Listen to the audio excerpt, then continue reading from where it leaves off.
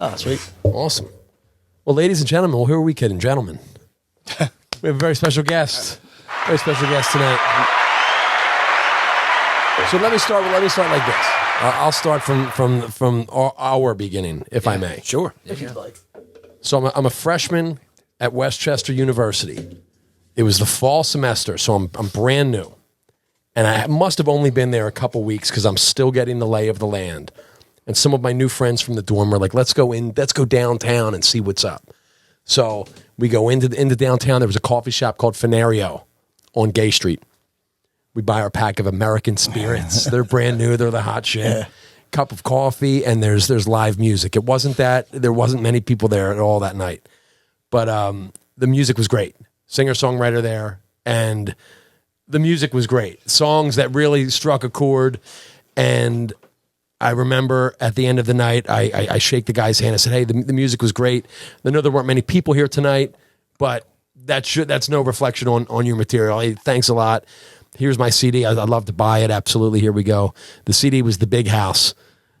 The singer-songwriter that night was Brian Seymour. And we've got Brian Seymour on the show tonight. Wow. We've been lucky enough to keep in touch along the way. Great to have him, man. Yeah. That was 1998. Do you remember that gig? I kind of do. Yeah. Yeah. I was in the front window. I was like, I don't believe you were. Yeah. From what I remember, you were like, if you walked in, you were towards the back, facing the front. And if I was there with 3 people, there was 4 people there. Yeah. And towards the end, I remember you said to the barista or whoever, you're like, hey, do you mind if I just cut out a little bit early tonight? There's really no one, not much going on. And the guy was like, yeah, go ahead. And in my head, I'm like, this fucking guy must think that like this isn't going over or what. And that's when I was like, I gotta say hi. And it wasn't a pity thing at all. The music was great. And we always seem to find a way to talk about this week to week. We reminisce about the older days of music and whatnot and what it meant to be a music fan. It was a very active thing. You weren't a passive listener. You weren't a passive fan. It was very active. Yeah. If you heard some music you liked, you wanted to grab that CD. Maybe you're going to see the next big thing. And when you did get the CD, you lived with it for a month, maybe 2 months on repeat. And the songs really drilled their way into your psyche. And that Big House album was like that for me, and is still to this day is one of my one of my favorite albums. It was the right album at the right time for me, and I was maybe 2 years into playing guitar at that point, maybe less. Songwriting was just kind of an idea that was on the cusp. Is this something maybe I could do sometime? And not that your songcraft made it seem attainable, but it was inspiring enough to where, started giving it a shot and started playing with buddies like Mike and whatnot. So it's a real pleasure to have you on the show tonight. Thank you. Absolutely. I remember you giving me the CD. Yeah. The Big House CD. Yeah. Loved it. Yes. It was unbelievable. And unbelievable. Oh, thanks. Yeah, man. Yeah. And 25 years later or so. God. We have the release of American Courage by Brian Seymour. When did this come out? 10-song EP. Just on the 30th of June. Yeah. It's a great question, Mike, because it's, today everybody's kind of releasing singles, and I'm not sure anybody has the right formula. It's also, I'm just thinking, you're talking about this little bar that you see me play at, and the way we used to do it, right? Yeah. So, you had to do the shows, and you got the CDs, and you drove down to Nashville, and you drove down to Atlanta, and you drove up to Boston. And occasionally, you'd have a night. You'd sell 10 CDs. You meet 10 people. You get on the mailing list, all that.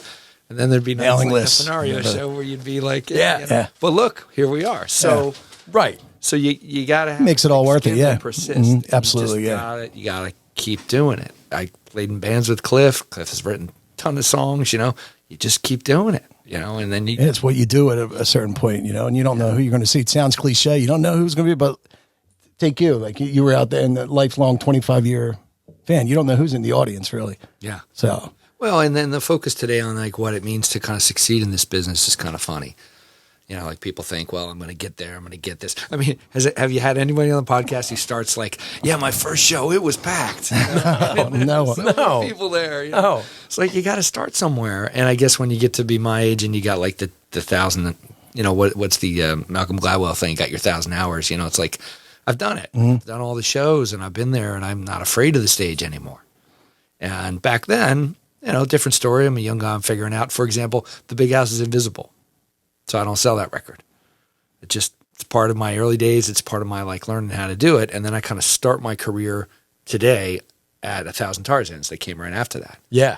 And when I came to do this record, it was pre-COVID that I thought about making a record. My son was getting to be almost 10 years old, and it was like, I got time now. I can get back and do this. I had got my PhD. I'm like, I got time, Oh, Dr. Seymour, right? Is it doctor? Okay. Oh, no, please. And I started thinking about the old songs and how I'm constantly writing forward. But what's the second track on that record is I've Got This Job. Always loved that song, but it was definitely an 80s or early 90s track. Mm-hmm. So I rewrote it. I got down there during COVID when we were making the record, and I was in the cellar and I was working that tune, and I changed the chord structure a little bit, kept the hook in the chorus, and I totally rewrote the verses. And I sent it to somebody who knew the original song, and he gave it the okay, because I was worried people were going to be like, with the song, But I've learned that. I've learned that the songs aren't finished. You've done that, I've noticed, because I've followed since those days. You've done that a few times over the years. Always Leaving is a track on the new album. Correct. That is a redone version. I know one of my favorite tunes of yours, Redhead. Yeah. There's a couple incarnations of that. I think Seymour and One Big Love is maybe electrified or a little bit up tempo, where the 1,000 Tarzans version is more acoustic. That's more of an acoustic record. Yeah. Right? Because Big House came out and it was fully fleshed out. And then I think 1,000 Tarzans was after that, and that might have been a purposeful departure to make it acoustic, and then One Big Love brought it back up. There was a guy named Don Cohen. He and Bill had left Indre Studios and opened their own place called Soundgun. And Soundgun was all electric, so they were, all digital. They're like, we're just going to record straight to the computer. And they had an idea for what I could do. So that was a stripped down record with more environmental stuff on it. Music I was listening to, was kind of at the time. So it was definitely a departure. And then I think Seymour and One Big Love was a way to kind of work with the Brooklyn Brothers and kind of go for it, try to kind of make it in the business. And it kind of worked because Always Leaving was picked up by a little off brand of Atlantic called Blackbird Records. And they signed Cowboy Mouth. So they were looking for tunes. They're like, we love this tune. We're not going to sign you, but we'll take your tune. And that was fine with me. It's like there was a beginning of that, of that phase of my career. Right. It's like, this guy can write a tune. How's that process work when they want a tune and that's it? There's a number, you agree on it, and that's that. It's theirs. You get over the hurt of them wanting you. Step one. Yeah, step one. The ego shot. And you think about, what's the next thing. I do. Yeah, at least. that would. If I thought It Was the best song I'd ever written, I'd be done. But it's like, no, dude, go back to the drawing board. It's the same thing with this record. I'm here to talk to you guys about this record, and I'm thinking about how I can take the experience of this record and make the next project. I'm not rushing off to do it. Yeah. I got 2 years on this record, but always thinking of that. So that was part of the process of being like, okay, if Cowboy Mouth is part of my story, let him be part of my story, and I stayed connected with the guitar player Griff, and Griff is such a great guy. John Thomas Griffith wrote China. He was in the band Red Rockers. China. That's still mailbox money. That's an 80s tune. Yeah. It gets on all the mixes, and he's Fred's right-hand man, and he's been in that band for a long time. Have you ever seen them?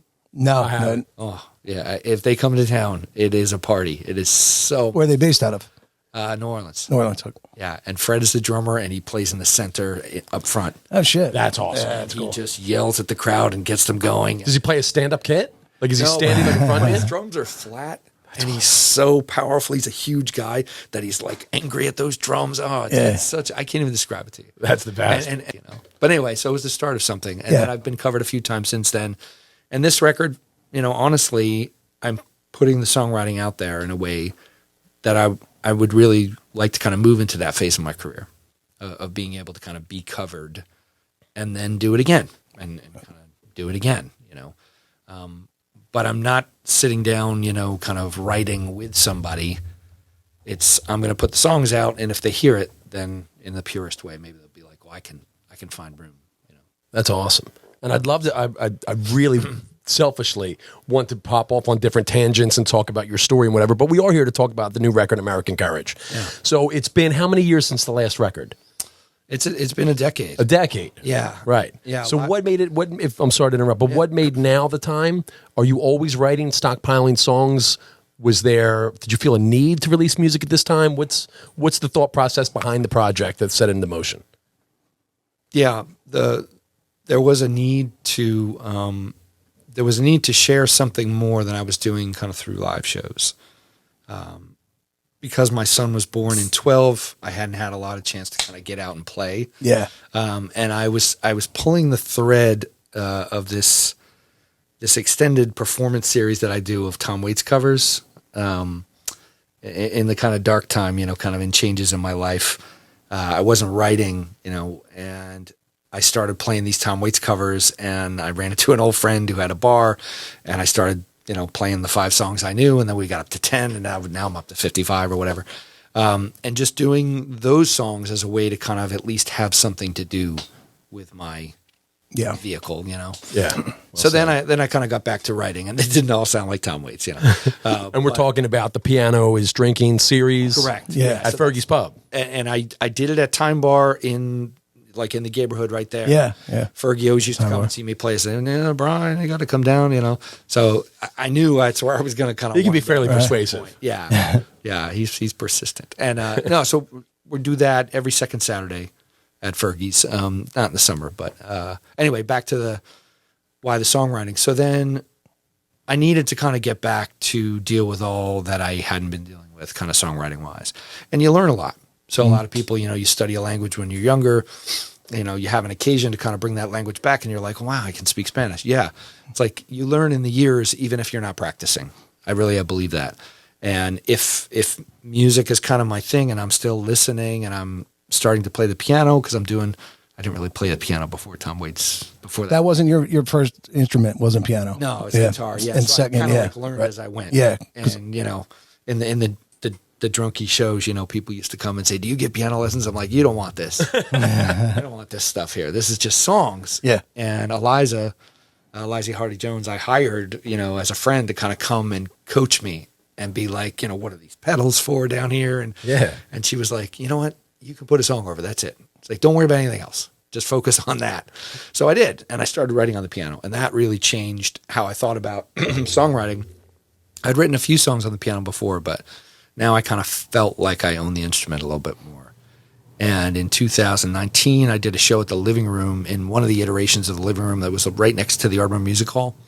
Little tiny place, fit like 40 people, And I played a bunch of new songs, and only 2 of them, I had 20 new songs, only 2 wound up on this record.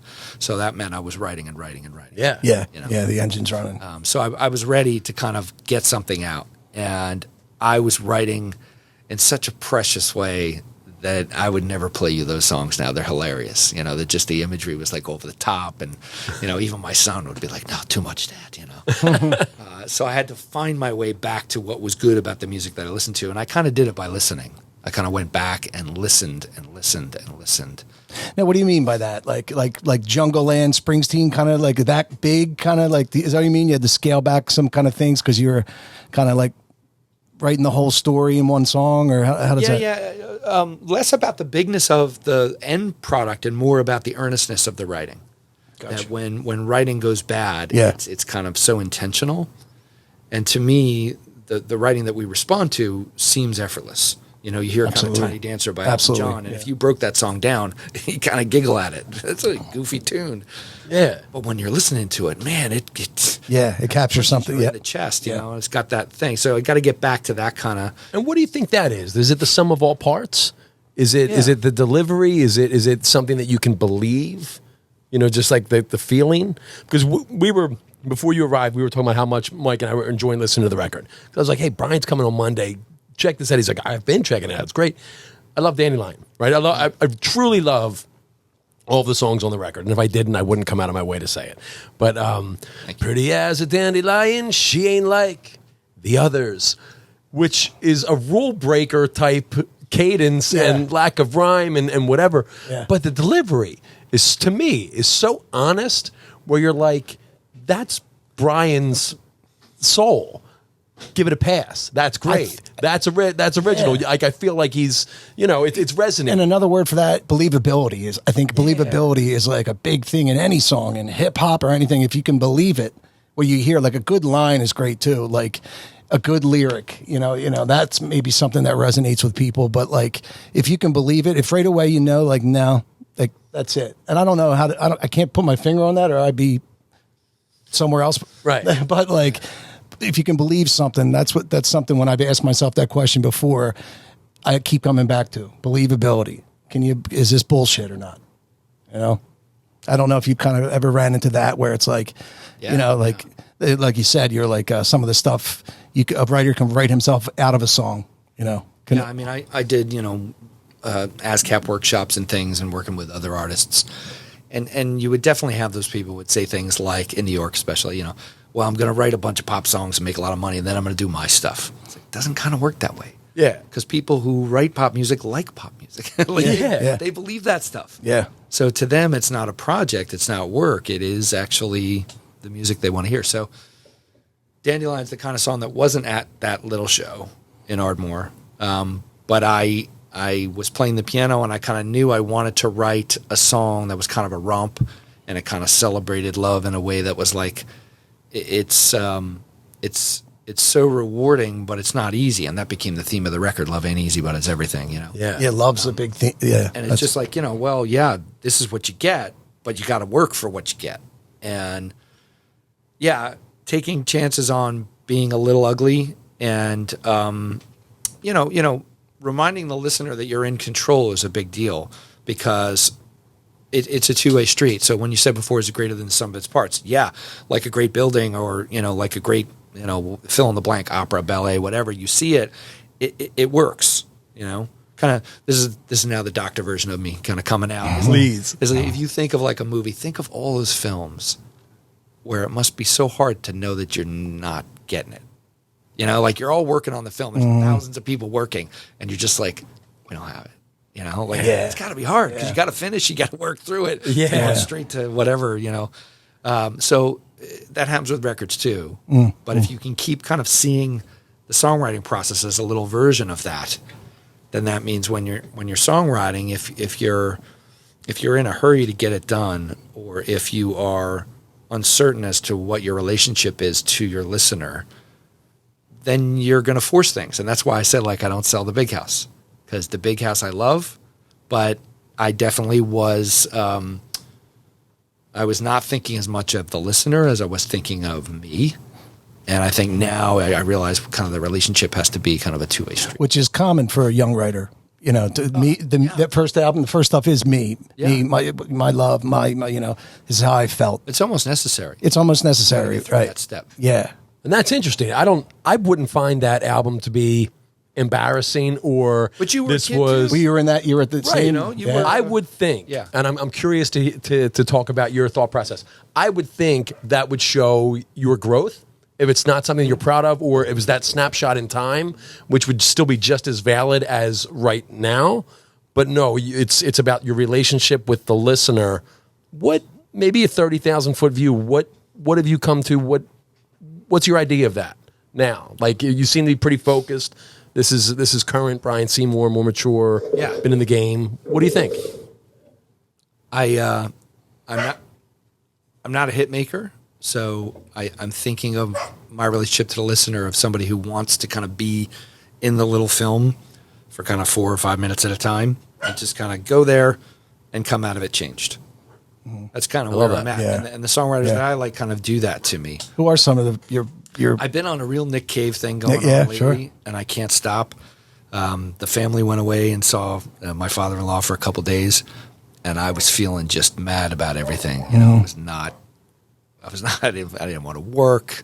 I didn't want to do anything. So I'm like, you know what? I'm going to learn a bunch of Nick Cave tunes. So I sat down and I just kind of listened, and I got the chords. I got the lyrics off his website. By the way, did you ever search for lyrics for tunes? All the time. Wrong. It's like one kid in Norway who like gets the lyrics, just the chords. Yeah. Or... So I started looking up my tunes as well, and it's like they missed like a lot of the nuance. You know, it's just like anyway. Yeah, but they're there, so someone took the time. That's cool. I appreciate that. But the Nick Cave tunes, like there's some imagery there that needs to be dealt with. Sure. When you get the lyrics wrong, you're like, you missed it. Yeah. Anyway, so working through tunes. Yeah. That relationship with the listener that says, I don't really care what you're going to do with this. It's not necessarily to make you dance.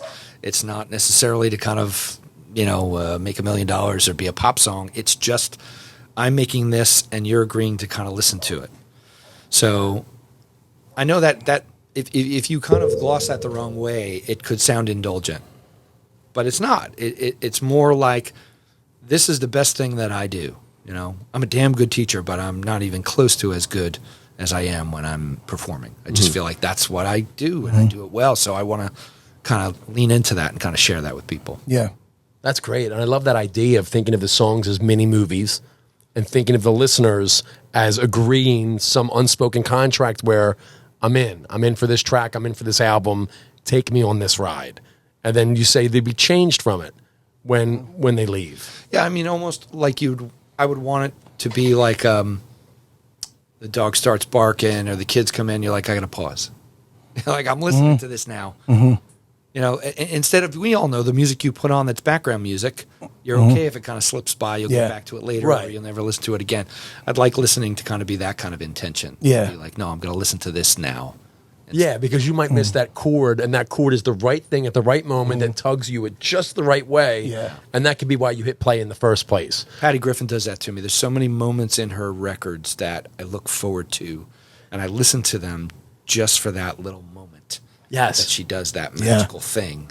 And it's like Chill City, man. It's just like that happened. Yeah. I had her Flying album years back. I remember having that one. But I hear in your album now, like a lot of, I was telling Mike earlier, like some early Tom Waits influence, definitely.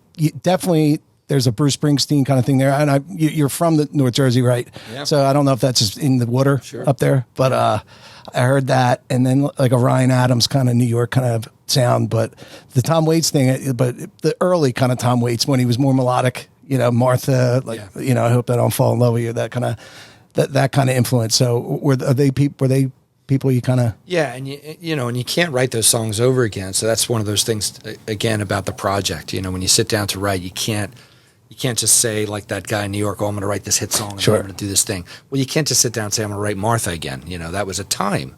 There was a time when that happened, and what you can take from it is the way that it made you feel. Absolutely. What is that again? That little moment where he says, Carl, do you recall? Yeah. Martha, please recall. What a great line, recall, call me back, but really, do you recall this thing? Yeah. And just that nice little moment where he kind of puts that in there. Those are the kind of things you like to recreate. But I'm not a pen and paper kind of writer where I'll sit down and just kind of write a bunch of lyrics. I'm definitely someone who will play through a feeling of something and then I will kind of sing it through. It's not like Bowie. Like, I guess they used to put Bowie in the booth and he would just sing the lyrics and he would just like write while he was doing it. Yeah. It's not that. To me, it's a workshopping of like continually to kind of think about the prosody of what goes with the music. And, but it's not overly, I don't fuss with it too much. If I have to fuss with it too much, I figure it doesn't want to. Yeah, it doesn't want to come out. Yeah. Leave it alone. Because, I mean, at the end of the day, if all three of us have written songs, at the end of the day, I think some of our best work, we can all agree that we're just the vehicle for it. Or we're just the conduit. You could be there at the right time, and you're just channeling something and trying to make it work. And it can be like sculpting, kind of, right? Like you kind of start with broad strokes, and then kind of whittle, and maybe this works, or let's explore that, and trying to catch the moment. And you're right. And if it's not there, it's not there. But you got to have an idea of what the output is, so you don't have it all figured out. You are following as you go. Right, but I think the mistake a lot of people make when they think it's like lightning strikes is they think you're just sitting there like waiting to be inspired. Yeah, you have to put the work in. Work, yeah, and the work is all those hours that you put in before that get to that point in Dandelion, which says, I know I need the major minor thing here. You know, I got to go to that. Yeah. Because I know I can do it at this point without somebody saying, that's the Beatles, damn it, or whatever. Right.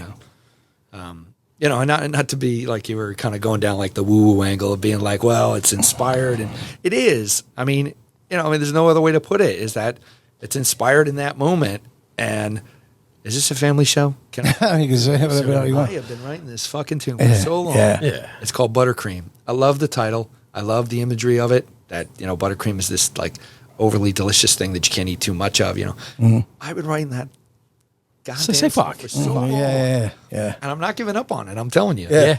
But there are a couple iterations of that song that are so embarrassing. Just like, I really kind of went for the lyrics. Yeah. And if you don't have, the stick-to-itiveness to say, there's something good here, I'm not going to throw it all away. But who knows, maybe it's just a bridge. Maybe we'll be having this conversation in 5 years and I'll be like, I found a way to make buttercream into a bridge. And now that's the key to that next one. Yeah. You never know. Yeah. And when it's finished, how do you know it's finished? The feeling of arrival. Well, remember, you're talking to the wrong guy here, because I like to keep writing them. Yeah. From the publishing world, in the world of words. Okay, well then maybe you're the right guy to ask this to. Well, then it's never done. You just you got deadlines. But something like an Always Leaving or a Redhead, something that's had a few or incarnations of it.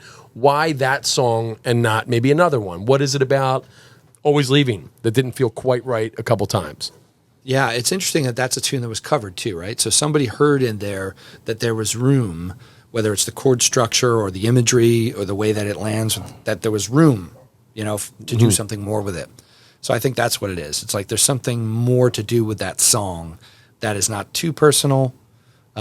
Think back to the way Elton John's another good example. When people find out that he doesn't write his lyrics, they're like, how does he not write those lyrics? Like they look at him and they see that, because Dylan kind of taught everybody that you had to be everything. You had to be the writer, the artist, and everything. But then you look at Dusty Springfield and you're like, man, she can make you feel. She doesn't write, but she can take that song. So I think there's something about some of my tunes that I feel like I want to do something more with. And it is true that like the publishing world, sometimes you just got to be done with a song to kind of get to that next minute and record it.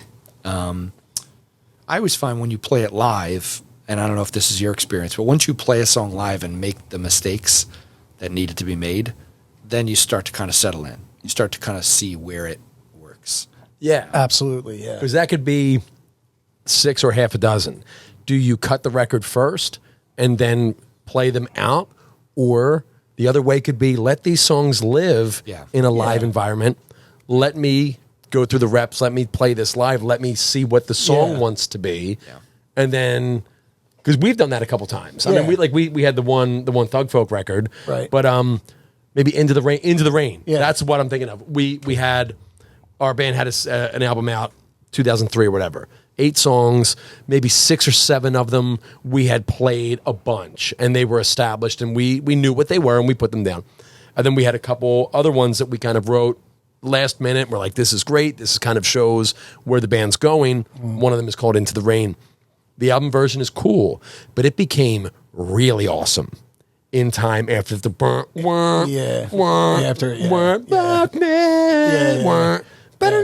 that's like we live. That's riddle. Through experimentation, we found it finally. We didn't even know that we didn't find it already. Because we did the chorus that was on the album was totally different, but then playing live, we realized then in the garage found the right chorus, and it wasn't on the album. So everyone was like, "Fuck, we should have went 3 months later."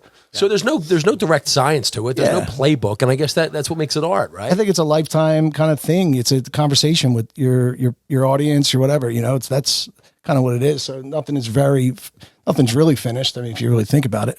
Well, and it points to the idea of why you guys doing it. So why are you making that song?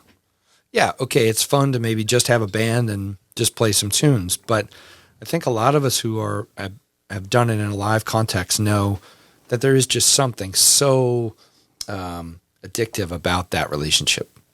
Whether it's just 10 people or whether it's 100 people, you get that idea that the energy's flowing back and forth. Yeah.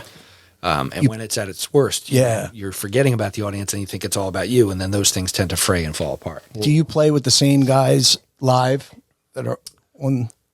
No, the new album? This was a COVID record, so this was a love kind of family record. I got everybody I knew to either fly in tracks or come out to Derek's studio and play. I wasn't there all the time because it was a COVID record. Yeah. But I was there for like Eliza's tracks. I was there for Eric Johnson, played drums. So it's like I have to kind of think about, well, who's on drums on this track? Because we had a bunch of different people come in. But they're all close friends and people who I really wanted to kind of contribute to the Eric record. Johnson's local. Yeah. We're Facebook friends, and I'm not sure how we are, but I see his posts, and I know he's a drummer that's ERIK, right? Yep. Shout out Eric Johnson. Yeah. Great work on the record. Love the record. He's something. Yeah. Yeah. And Eric loves music. So Eric will show up and want to kind of play to what you got there and think he'll listen, he'll do his homework. So he's not. Is he the type of drummer that wants to know the lyrics, wants to kind of know where it's coming from? Yeah. Love that. But he's not the kind of guy who just comes in and says, yeah, I know what this is. I'll throw this down. I mean, that's Nashville style, right? You got the studio drummer. Yeah, sure. No, he wants to know what you're doing, and he'll give you a couple different takes, which is great. That's great. And I don't mean a couple different takes of the same version. I mean a couple different feels so that you're like, oh, it could be this, it could be this, it could be that. I'm sure this isn't exclusive to Stuart Copeland, but I remember reading this when I was younger, and it really, I loved it. He can't even begin to drum to a song unless he's read through the lyrics, maybe talked to the songwriter, Sting, or whoever, and understands where the writer's coming from. Like, only then. Yeah. And I might be wrong, but I remember maybe it's a flawed memory, but only then can he begin to work on it. You're like, fuck yeah. You would hope that everybody who plays on the record, this goes back to what we were just saying about why you guys would play live. Yeah. So why are you making a record? Know what I mean? Why are you making a record? You're doing it to make money? Are you doing it for not anymore? What are you doing it for? Yeah. So that kind of goes back to, well, I'm not going to just have somebody come in and make this bass bass part right. I want to have somebody come in and contribute to the feeling, and that's the kind of record that I was making. Yeah. There's a guy named Mike Vogelman who, Mike, I played with in this Tom Waits extravaganza that they do at the Ruba Club every couple of years. And Mike played bass, and I met him through that. And he had played with Ben Vaughn, and still plays with Ben Vaughn. And he just had such a feel for the instrument that it's like, I want this guy on the record. And he came in first time we played together, and it was magical. And it's that kind of thing. Like, I want that guy on this project, so that the performers would be impossible to assemble. The only guy who's consistent is Rich Kaufman. So I don't know if you know Rich. I don't know Rich, but shout out Rich Kaufman. Yeah, legendary Philly guy. He was in Electric Love Muffin. So one of the kind of seminal players in the kind of punk scene in Philly and the hardcore scene. Toured the world, kind of knew everybody, still kind of knows everybody. Yeah. But was in also the Rolling Hayseeds. So that was a big band in, both Philly and nationally for a while. Now he's fronts a band called Foxy Conton.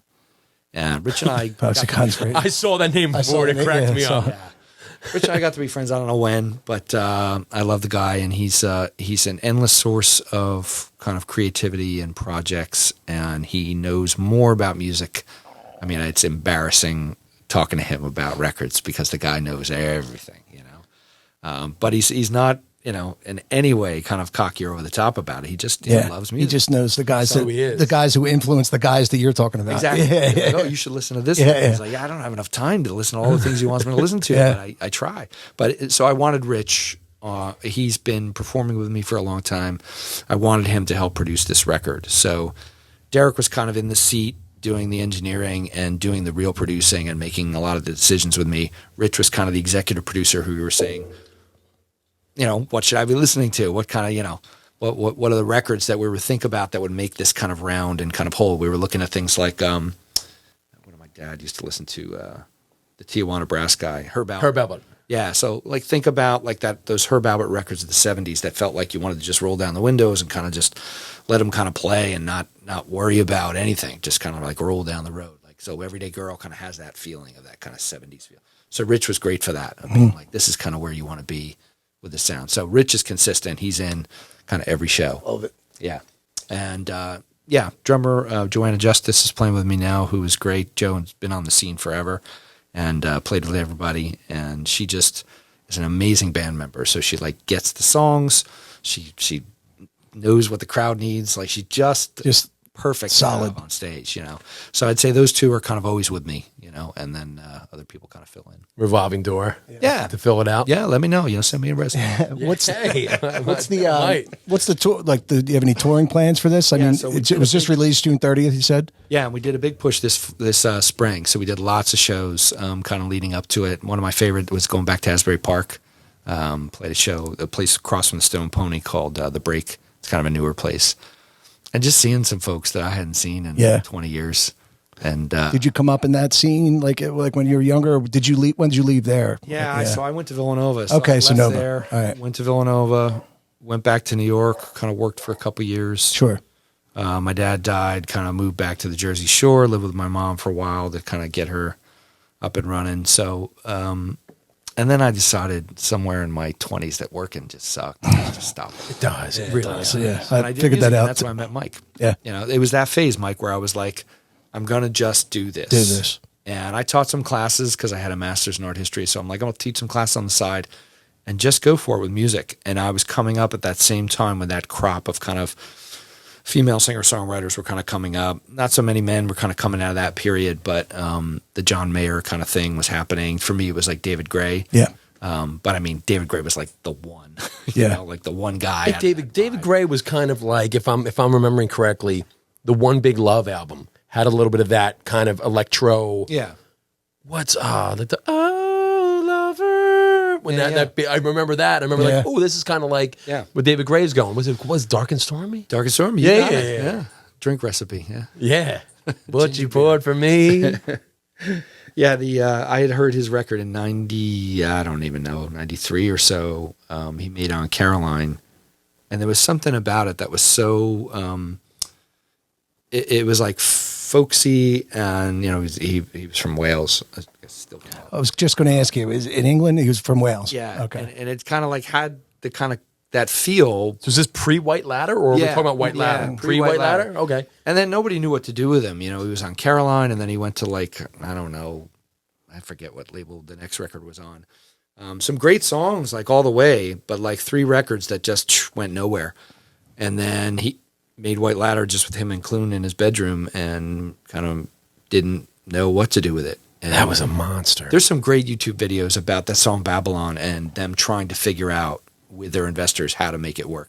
There's like a dancey version, a version for like British radio. So again, you go watch that and you say, well, yeah. So everybody's like, oh no, David Gray made it big. No.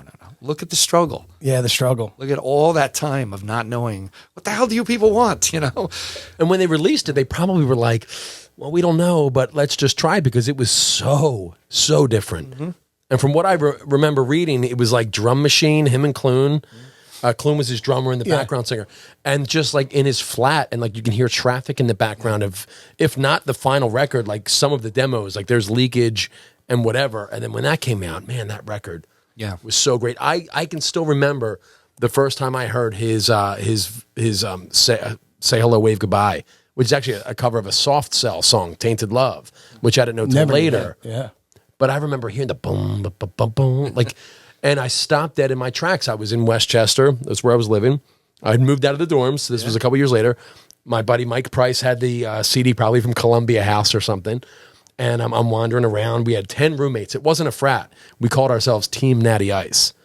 And our whole thing was, we're not a frat. Like, if you just want to party with us. And so shout out Team Natty Ice. No reason. But I'm wandering around. I found the CD, and I listened to it on repeat probably 5 times. Yeah. And it's 6 or 7 minutes long, so that was a decent amount of time. But I just was fucking floored by that song. Yeah. There's a couple songs in my life that did that to me. Accidents Will Happen by Elvis Costello is another one. But like, knocked me off my feet, where I had to sit there and listen to it on repeat.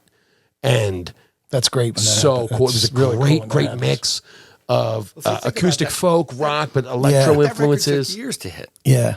You know? Yeah, it did, right? And again, so what's that thing? I mean, I guess it was Dave Matthews eventually who had signed him, you know, the ATO. Oh, yeah. Up White Ladder after it had already been out. Yeah. The legend is like every 10th person in Ireland had a copy. So it was huge. Oh, really? So he'd already broke there. Yeah, and you kind of find your crowd and you just kind of keep doing it. So I'm not saying I'm following that model or anything like that. I'm just saying, it's a good example of when I came up, I wanted to do that. I was like, oh yeah, I want that, you know?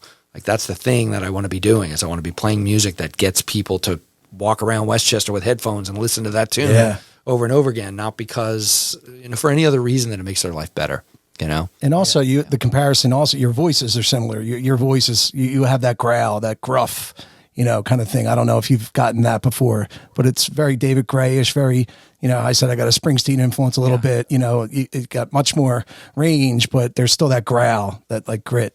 That I think is very East Coast, actually. Yeah, I grew up in Red Bank, a little town called Red Bank next door. Yeah, I used to play at a club called Chubby's in Red Bank. Chubby's. Sure. It was a cover band spot, And I mean, he was everywhere, so everybody knew him, and everybody still is like two degrees of separation away from getting him on the phone. But it wasn't my favorite music growing up because I was listening to 106.3, and I was more about the Clash and. The Cure and stuff like that. I got around to it. When I got away, when I came to Philly, I had perspective on it more. But there is something about that earnestness.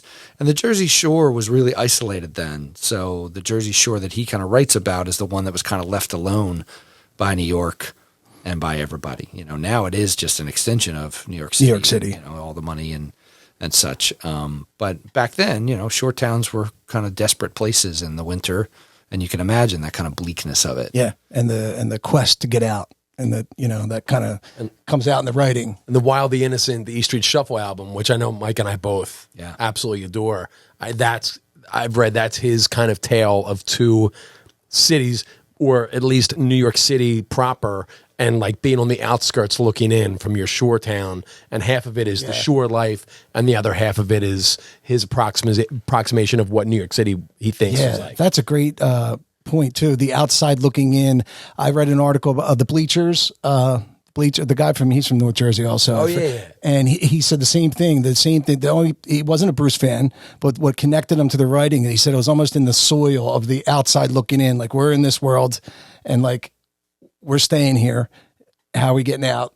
Like, how do we do it? And that's the honestness and the believability I think the listener hears. Like, oh man, I feel like that. This girl didn't said no to me to the prom. You know what I mean? Everyone's felt like that, like the quest to be better. That's well, and you're in the glow of the city, so like everything is still so about the city. Mm-hmm. Right, so your buddy's dad works there, or you go in for the Knick game or whatever. Like it's always about the city, so you can't escape it. Yeah, and there's something interesting about the city life as well, right? So I lived in Philadelphia for 20 years. I teach at community college, so I was like such a part of the city life. So moving out of the city, I remember telling this one guy. In retrospect, he was kind of an asshole. I told him I was moving out of the city. He's like, "Why?" But I get his point. Where it's like, "Why would you do this to us?" Because there is that sense, like even with New York, with the Bridge and Tunnel crowd, you're like, well, when you're in the city, you're in the soup. You're in it, and it's like, you're not in it. That's where things happen. To the artist. Like it's a certain kind of like, well, you're not in it. You're not really in it. And like that camaraderie, like that kind of neighborhood, the brotherhood of worse. You're not. It's like, well. He's in Philly. Yeah, Doylestown. Yeah. Where are you from, Philly? Where are you from? We were talking about songwriting. I also feel like it comes from like a line. Sometimes like, you got the music and a line starts and you're like, wow. And like on Jigsaw and this, love hurts till it don't. Like that, it knocked me out because it's like, you're in a relationship or it ends and you're heartbroken until one day it doesn't. And time goes by. And the only thing, like when I heard that, I'm like, holy shit. To me, it was just like the answer that is like time. Like time's the in between the love hurts till it don't. And there's no getting around it. It hurts. It hurts until it don't.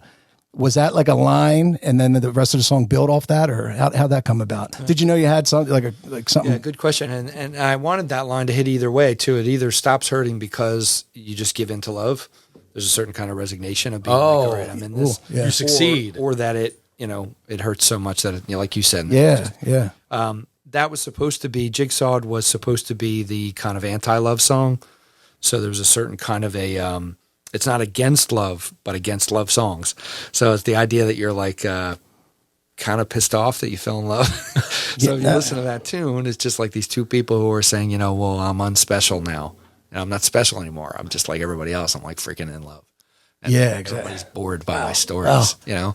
So your singularity was kind of like your calling card, or like, that's how you stood out. Yeah. It's kind of boring to hear about how happy your friends are. Yeah, it's interesting to hear that. Yeah, it's like, I'm just like them now. You know. Yeah, that's I'm interesting. unbroken, you know, and I think the jigsaw part of it is that there is a way that people can kind of find each other and fit together that doesn't fit that kind of standard narrative of how love is supposed to work. So I always wanted to write Iris, you know, like I always wanted to write like a wedding tune that was going to like be the one. So I did set out to write a waltz, and Jigsaw was going to be the one. It was going to be this waltz. It was going to like buy me a condo, you know, it's going to be the best song, you know. And it was one of those tunes that I got away from me because I think I was a little too intentional about it. And I had gone through a couple different iterations of the tune, and I happened on that second chorus. So, you know, once I kind of had that folky thing going, which people love and people in shows love to sing along that chorus, but then it's the day's unwind and laughter part, which saved the song. It gave it like a whole... Right. I think it's perfect. I mean, so, you know, I really do. And the writing it, like a line like that can just kind of knock him. It's like boom, draws you to something, like something else is going on. It's like, and then you're in, you know, that's what I like about it. It's funny, you know, the process of the song. So you know the heartache of it and all that, but the listener hears it for the first time. I don't hear any of that. And that's the beautiful thing about songwriting. You know, it's not necessarily what you put out to the world. Is, you know, the world takes it and puts it into their life, and, you know, they kind of make their own thing with the words. Then it becomes their song. Yeah. You put it out there, and then it becomes everybody's, basically. It leaves yours, you know.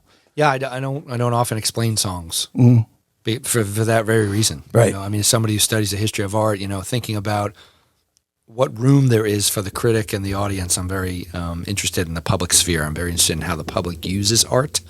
So I've studied mostly art from like the age of collecting, like, you know, post-Civil War, especially in America, thinking about why do people go to museums? Why do people want to go see art at all? From the point of view of people who don't study the arts, they think that everything is intentional. You know, everything is an intentionality that says the painter did this to mean that. They don't know. Put a microphone in front of an artist, right? It's not their job to tell you what the painting means. It's not their job to tell you what the sculpture means. They made it. You figure it out. And I know that kind of sounds, you know, very kind of contemporary art, but no, I mean, that's kind of the way it's always been. The difference just is that when we were in smaller groups and, you know, kind of more tight-knit communities, nobody needed to explain to you what David meant. People were Christians and, you know, the sculpture was made for them, you know. Mm-hmm. Yeah, okay, the modern world is a lot bigger and we have more to say and more complex things to kind of take on. So I do think there's a responsibility of the artist, now talking about the songwriter, to do something. And it doesn't have to be making meaning. It could be making feeling. It could be making rhythm. It could be making, you know, people lose themselves, right? But you got to do something. You can't just be wasting our time. So that's up to us to figure out what that is and why it's worthwhile. But so maybe that's the ride. Maybe that is the ride beneath everything, is how your own brain, body, psyche interprets what's in front of you, you know? Yeah. I mean, that's one of the reasons it keeps you listening, and maybe why friends listen to similar kind of music. You know, you have a similar like-minded people. Yeah. You gravitate to thinking about the world and what's justice, what's fair, you know, what counts and what doesn't. When you're in a concert, the magic of the thinking now away from the world of like kind of art and communities that form around art, think of publics that form around music, right? You go and see Sigur Rós. Do you guys know Sigur Rós? Yeah. Icelandic band that sings in his own language. It's not really even Icelandic. Yeah. There's nobody, just sounds. There's nobody in the seventh row who's like, what? Yeah. What? Yeah, you know right, what I mean? No, they know. Yeah. No, everybody's there because they're in that dream. They're in that fantasy. Absolutely. To a larger scale, Grateful Dead. You know, like, you know, that community kind of a thing. How long is this going to go on? No, that person will be like, come on, like, you don't get it. You don't get it. Yeah, there's that contract, that unspoken contract. You know what you're getting, or 99.9% of the people do. And that's what it is. But you didn't sign anything, and you didn't join anything. Publics just form around music. So when David Gray kind of made it and showed up at the Bowery Ballroom, all the nerds were there that knew him originally. And I remember seeing them there. Jennifer from the Living Room, my friend Mike Dutton. Like, people were there who had kind of been on the trip The general public now caught up. That's great. I don't begrudge any of these people. It's great for him. It's great for everybody. But the public kind of forms around the music. So I think when you see the world that way, you don't have to interpret it the same way as somebody who's listening down the hall or somebody else standing next to you at a concert.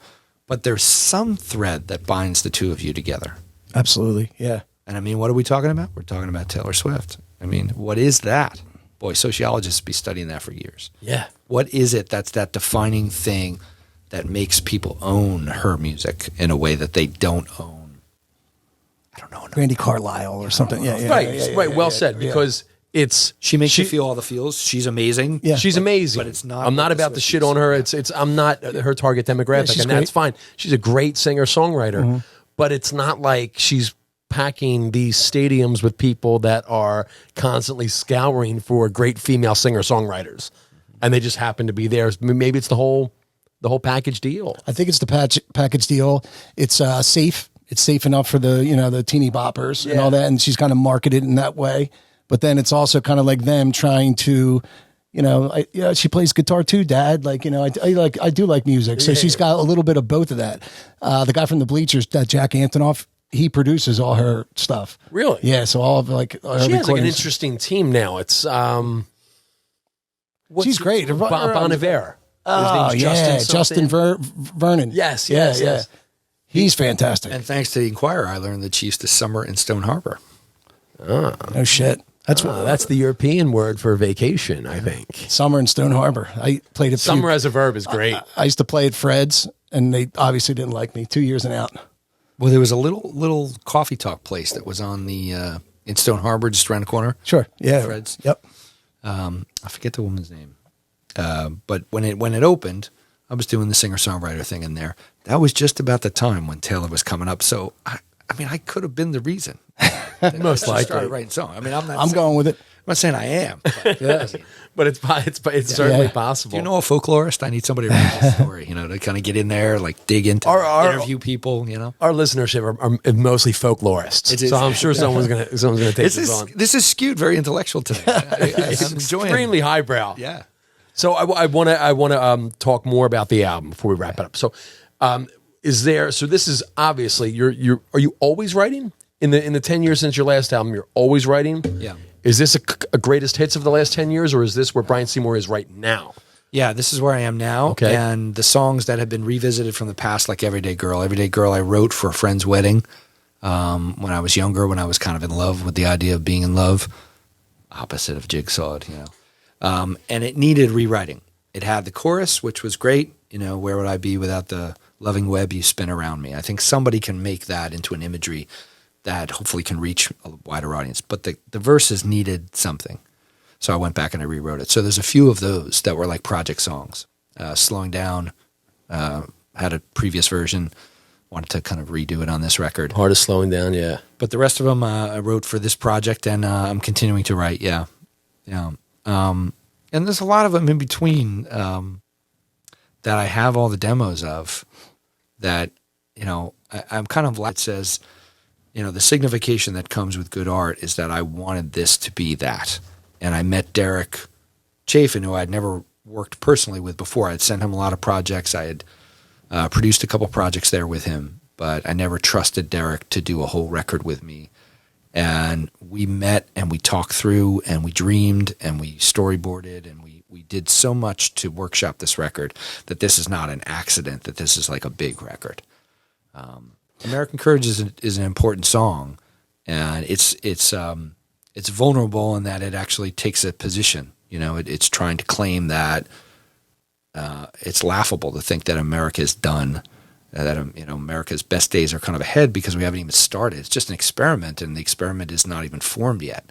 So it's that whole idea, like we're only halfway there to begin. Like if you think we have to stop and just recreate what we've had, you're missing the whole point of the project, which is no, it's always forward. So I tried to write that song, and it had too many words to start. I had to pare it down. It was very preachy, but Madman's Indian bummers in the summer. There's also that underlying theme of love, and was that on purpose? like adult love, like an adult kind of way, like, like it's not always ending with, you and your baby running off together. It's very adult in that way. Sometimes it doesn't work. Sometimes, love, like, man, I'm in it, but this sucks because the chase is over kind of thing. There's that theme where it's different and it runs through it. Was that on purpose? Yeah. Cause I think it was a real reaction to the way things were going, that song was written in the wake of the social unrest in 2020, the pandemic and Black Lives Matter, and thinking about how angry everyone had become and how, to me, life is a lot simpler than that. And I could say that as, someone who's privileged. My dad had a good job. I got to go to good school. I have a lot going for me. But I try to teach my son, you kind of love and you get love back. And like, that's kind of what this life is. And I think every film, every kind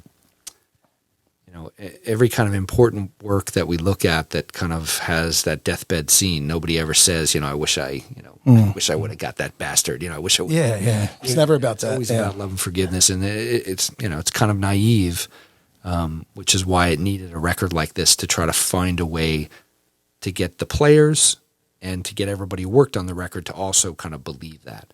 I didn't send him a memo. I didn't give him a pep talk, but just let the piano vocal be out there. I think were this record to kind of do something, I would like to go back to Derek and get those original piano vocals from the first week that we made the record and release that. Because it was something about what we captured in the kind of cold pandemic, the winter of 20, when we started this, that made this record. It made us think, wait a minute. We have something here, yeah. There's something on there. And it was the vocal. And some of the vocals he wanted to keep because he just loved the way we kind of captured something and what I had kind of laid down. So, so it was very intentional to kind of offer up a version of this is something that's so basic that we all know. Why is it so hard to kind of get to that? And I know that isn't the forum of this podcast, but I think that's a conversation that we're having with ourselves if we don't realize it. America's acting like a kind of a broken family right now. And we're getting somewhere. Doesn't feel like it, but we are. We're getting back to that idea that, inclusivity and love is the way to go. It's just hard to kind of get there. It's hard to kind of do in the short. Yeah, they say the arc of progress isn't a straight line, right?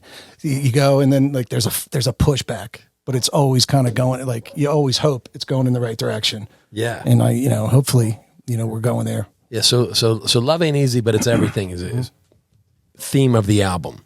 Yeah. And each song is an ask or a small film that you're asking the listener to go on a ride with you. Overall, the album's called American Courage, and there's also the title track, American Courage. What's the courage? And we don't want to, of course we want to leave it up to the listener to interpret. But as if we look at the piece as one unit made up of this, what is the courage that if you want to talk about that you're trying to get across to the listener or you're trying to ask them to find? What is that? What's the courage? To stay in it, to not withdraw. The easiest thing in the world is to kind of dream of that. I'm going to make it. And then I'm going to sit in my gated mansion and I'm just going to, everybody's going to work for me. Withdraw, No, stay in it, stay in that energy that makes all those things that you point to that are the good things in life that make those kind of persist. It's the stories we tell about our grandparents. It's the story we tell about the amazing food that we eat, No, I mean, seriously, that somebody didn't just throw that together. There's an intentionality that goes with that struggle to do something at a high level and do something really well. So when you say kind of love ain't easy, it isn't about romantic love. It's about constantly remembering that there really is no other way if you want to do this life well, Yeah. We're in kind of a post-religion moment in America, and those who worry, maybe rightfully so, that there's no anchor in community, like what are people going to get? What are they going to gather around? Well, we don't know. We can't see that. That's kind of out of our blinders. That's not for us to worry about right now. But there is the thing that got us to the church in the first place, which is love, some version of kind of belief that there was this kind of persistent motion that kind of led us towards, it connected us to who we are and to the past, And And music can do that, man. I'm not trying to make a claim for this record. I just know that every time my life has been desperate, or if I've learned anything from like watching films, I need to go out and walk in the rain and cue the Al Green or whatever. I don't know, like whatever people listen to. It's like that's the thing that gets you through. And this is something everybody can afford it. You know, it's the people's music. Yeah. And as time goes by, and we can look back on former generations and whatever. A lot of the bullshit is inconsequential when you look at it. But I guess it is the courage. It's the courageous moments of generations that stick, that almost become those defining moments. Yeah. And within those moments of courage, love can be the root. And what you said too about nobody at the end is saying, fuck that guy still, like either they're calling on their siblings and stuff that they had fallings out with. And like, I read something just a couple weeks ago, George Harrison and his sister were quarreling like their whole, and then like when George Harrison was dying, was like, bring her to my side. Like it's all this, none of this means anything right now. Courage. Like, courage. Yeah. That's I think the courage, you know. Think of the trope in all the films too. You see like when there's the, a lot of times it comes like, you know, in kind of a war, you know, kind of context. They triumph and there's that tense moment and everybody cheers, and then cut scene, the party and music. And the music is there, and the music binds everybody together. Yeah. Suddenly nobody cares how they're dancing, how they look. Yeah. It's the music, man, it comes back to that sense. So if we could lead with that, if you could remind people at your next show that what they're there for is not just to kind of drink and forget themselves, but also to kind of be part of what's happening in that 2 hours. This 2 hours is like you're taking part in something's special. happening here. Yeah. And it happens when you go to a big stadium show and everybody kind of hits the beach ball round. Yeah. Nobody cares, it pops it. Enough of that shit. You know, people persist because it's like that's why you're there, right? So just in a little way you can do that with a song. Where can people see you coming up? So we're doing a show at Milk Boy August 25th. It's a Friday night. That's at Milk Boy on the 25th. Is that South Street, boy? The one in 13th Street. Okay, 13th. Yeah, and then I got a winery show in Jersey for you Jersey folks. Auburn Winery, I think, in September. Oh yeah, yeah. Bill Raines. I don't know much about it. I just know, the guy came out and saw me play. He's like, you got to come play. Okay, yeah. My friend Mitch Beer, shout out Mitch Beer. His wife, Bill Raines, was booking it a few years ago. But Auburn Road Winery. Yeah. I played there. Great place. You're gonna love it. Yeah, and I'm going back to the shore. I'm doing the Tom Waits thing at the shore in August, so that should be fun. Where about? Doing a couple house shows. I'm going back to that place. So I played at the break, and I get Bon Jovi's like friend from his childhood. You know, Pete Mantis was there. He books the place. Shout out Pete Mantis. He's like, you do Tom Waits stuff. You should come back and do a brunch. I'm like, I'm doing a brunch, man. I'm coming back. You know, and that's the thing too. You know, it's like I play other people's music, and people say, well, don't you want to play your music? Yeah, there's a time for that. Yeah, there's a time for that, but when the audience is there and they're having their French toast, I mean, maybe I can, expose them to throw one in, part of the Saturday Night Record or something, something they've never heard, and that'll make their lives a little bit better for that moment, He's an interesting character. Did you become a big fan? Were you always, or when you started playing piano, did you kind of learn it then? Or it's a long road, right? He's an interesting cat, man. I read his biography. What a singular character. Guy. Yeah. And output and work. And there's only one. There's only one flavor. Tom Waits. He's his own flavor. And you guys know that he co-writes with his wife. With his wife. She's from Irish. Right? Yeah, so a lot she's of from Ireland. Know this, that, Kathleen Brennan. When he was kind of doing the lounge singer thing, he kind of claims that she saved him. She kind of sobered him up. And every song since then has been the two of them. And you think about that. That's so pure. Kind of partnership of music that a lot of people don't know about. So every time I play that show at Fergie's, I always think I'm dipping into this American songbook. And I'm not there to kind of, do his voice or, Sure. No, it's there to kind of play these great songs as a group. Yeah. And, the septuagenarian crowd comes out and, a lot of people like really love him, and they'll kind of become my defenders because live band karaoke is right after that. And that's a much different crowd. Yeah. And with Pat. And they'll Pat come up Finnerty. and they'll be like, do you know any, Billy Joel? And, when somebody explained to these kids, motherfucker, this is a focus on Tom Waits. And it's like, it's not up to me to teach anybody or to defend what I'm doing. But the idea of the extended performance piece is that, well, if I did play one of those songs, I would be taking away from kind of what I'm doing. Not to mention the fact that I don't really know any other songs except the few Nick Cave songs I learned the other day and Tom Waits songs, because that's what I happen to do with the piano. Right. You know, You approached piano with a desire to learn Tom Waits music. Is that how it worked? Yeah. So when he plays this weird stride. It's very rock, like bluesy, like Delta bluesy. It's not that. It doesn't. To me, it doesn't seem like that easy piano stuff to play. And like you're not. I saw you a couple times at Fergie's. You're not just doing the block chords. Like there's single note. There's polyrhythmic stuff. You do a great job with it. To it, you know. But I am also, you know, I'm very gifted. Yes, you got to take that into consideration. Yes, let us not forget. Boys. Take that first. 22nd time out here. I'm a gifted performer. Yes, that's why I said like the Tom Waits, like the surface Tom Waits fan. Like when you were saying like, oh, it's the growl. Like that wasn't the early. When I got the impression off this album, it was the earlier Tom Waits, because he's a beautiful voice. Like some of that early stuff, he's beautiful. Like the persona came on later. I think the second half. Like, although Hold On, like his new album is great. It's a beautiful melodic and everything, but he got a little growly. He sure did. But his original voice, maybe before the cigarettes and stuff, he was smoking 2 packs a day. Yeah. It's beautiful, melodic. Martha, like you said, you know, like I said, deeper. I mean, I like Tom. Thompson, yeah. Think about you going from 1970, releasing records consistently, still going. You know, still going. So 50 plus years. Yeah, that's wild. A lot of music. Well, we want to thank our good friend Brian Seymour for coming through. Doctor. Thank you. Yeah. Brian Thank you. Seymour. I'm going to put this up, and I don't know if this is going to translate or not, but we'll put the graphic up. But American Courage. Hopefully they speak English. The new record. Well, subtitles. Most of our listeners. Most of them do. Yeah. American Courage is the new album from Brian Seymour, and you have to check it out. Where is it available for purchase? We know that it's streaming, Apple Music, Spotify. Yeah. So at shows on Bandcamp, select kind of offerings like Jack's Music in Red Bank, my hometown's kind of got it, but mostly it's Bandcamp and the streaming. That's another great point. Is like, what do you do now with a record? Right. You know, so it almost becomes a business card. Hey, we'll kind of figure it out. We'll figure it out as we go. But for now, I'm just happy that people are listening. Please keep the feedback. And we're making a video for almost every song on the record. So we got the video out for Always Leaving just came out.